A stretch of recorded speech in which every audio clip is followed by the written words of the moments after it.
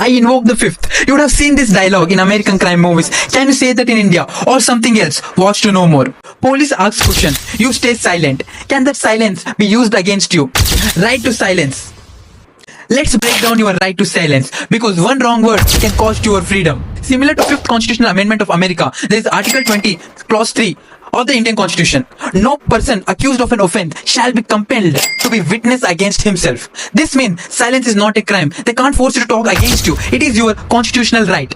And what about the burden of proof? It's always on the prosecution to prove your guilt beyond reasonable doubt. Exception is some different type of cases. But yeah, in generally, your silence does not shift that burden. They have to prove beyond the doubt. You can't be compelled to speak against yourself unless you want to voluntarily do that.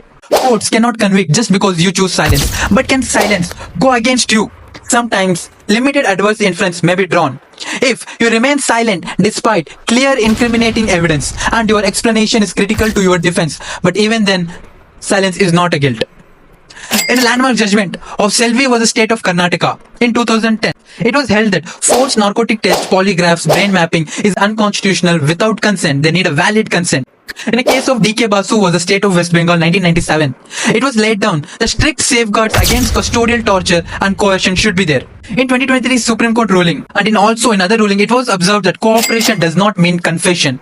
Investigators cannot force you to speak unless you voluntarily confess.